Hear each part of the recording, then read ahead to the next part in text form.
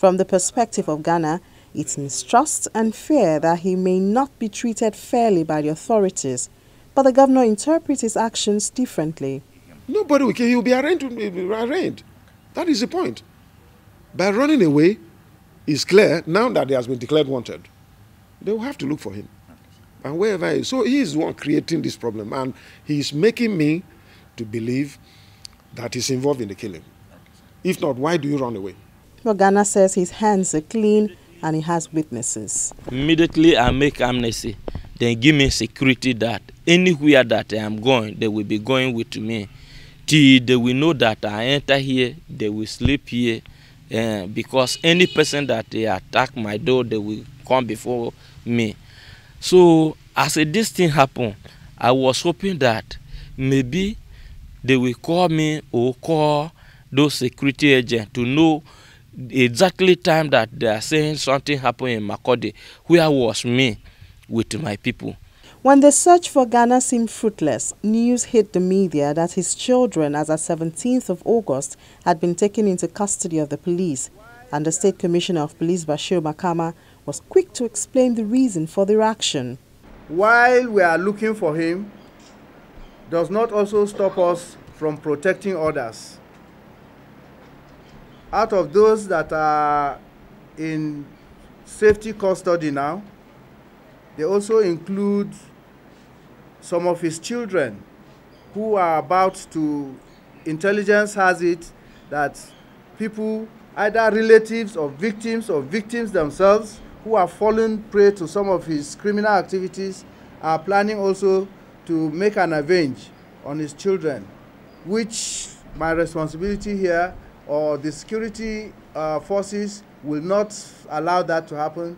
And as such, the children have been taken into protective custody, pending when he will come and collect his children, or they will be released at the appropriate time. I want to make it very, very clear that the reason for being here is for protective custody. As he's hunting others, others are also hunting him.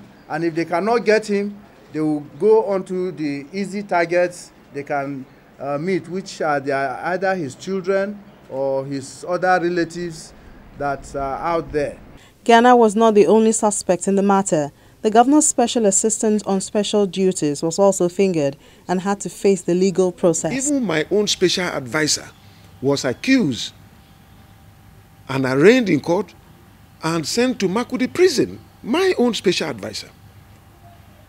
I told him that yes, the lawyers are working on it because I don't want to interfere. Also implicated in the matter, according to Ghana, is a special advisor to the governor on security, Colonel Edwin Jando. I bought rifle from Jando, not even one, not even two or three. When was that?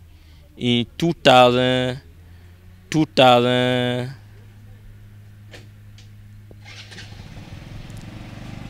This is first tenure of season. I only got to know Ghana in July when the amnesty program, Ortom's amnesty program, started. When he brought in the first set of weapons, that was the first time I saw his face. I have never met him in my life. I was not a security advisor during Suswam's era. So how could I be selling arms to him? I don't run guns. I don't deal with arms. I'm a very decent person.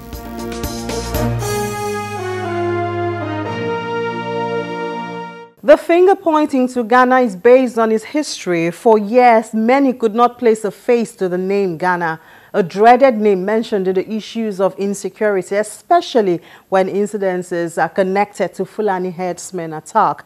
He claims his relationship with the herdsmen started when they contacted him years back asking for his assistance. Immediately the fight soldiers started to threaten on me. Then I followed those Fulani and go with them. Then they lead me to Niger. After to Niger, they lead me to Cameroon. After Cameroon, they lead me back to Nigeria. Then started saying that they have clashes in Nigeria about 3 states that they want to. They have about 4 states that they want to collect want to capture you. They want to capture, being Plateau, Taraba, Benue, and Nasarawa. But those malam that I was doing something with them, they say they blocked people that can choose to sponsor this state or this state or this state. So the one that call me choose to sponsor at Taraba, we should capture Taraba state. Then when I go to finalize the connection that they will give me before the fight we start, I tell them that they should give me 1 billion. Those people say that the money is too much. They started to bargain the money with me. They give me 50 million. And I say 50 million is too small. They should give me at least 750 million so that the Taraba state have Adabarak, have many security inside. So they should give me the money so that with the security we can make understand with them and know how the fight will go on. So those people say that the price is too much. Then give me 350 million. Then me, I refuse to fight on 350 million. Then did you collect the money? No. When I refused, they didn't give me because the money that they said they will give me 350 million was too small to fight against the Taraba state. This was at the inception of the administration led by Governor Samuel Ortom, who said he was determined to clear the state of illegally armed youth, whom many believe had been the source of insecurity in the state. The program is to pay stipends to those granted amnesty based on the number of arms returned. Also, participants would be trained and mobilized to engage in ventures which would eventually enable them to provide for themselves legally. Unfortunately, Ghana, who was celebrated as a major sign of success when he turned in his arms, says he is not happy with the turnout of events. Immediately when we submit the arms, I choose myself in the form that they say that we should fill, that they should give me a school. They should sponsor me to go school in outside country, so that they will see my activities. I am the person causing something in Benue. They will know when I go out of the state, and they didn't do anything. Those little something that they said that they will provide to boys to learn, they didn't do anything. As of now, we are idle. We are not doing anything. We are just roaming heads and crests to look for food, because government has already disarmed us, and we will even denounce that we cannot go back to crime. So we don't have anything doing, but we are just praying to God. Maybe one day government will do something about the amnesty. And the life is more than money. So, but we don't have anything to do. It doesn't mean we can go back to the crime. But we are still urging government, because many of our members go back to where they are before. However, the government assures that the program is intact. The training that they are supposed to have been undertaken is yet to commence. So his name is still on the list with all his people. The amnesty program is going on.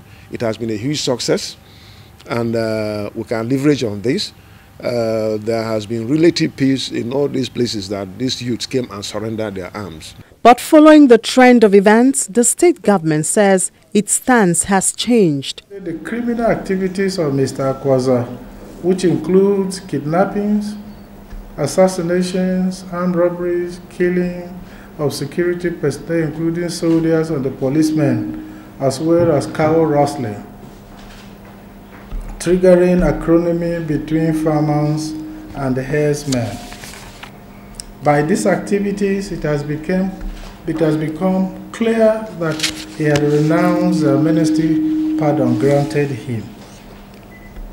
The council directed that the State Internal Revenue Service should terminate Ghana's revenue contract with immediate effect. It noted that the schools and the compound of the gang leader were training grounds for criminals and Indian hemp depot, hence the need to destroy them. The government has also placed a 5 million naira bounty on Ghana.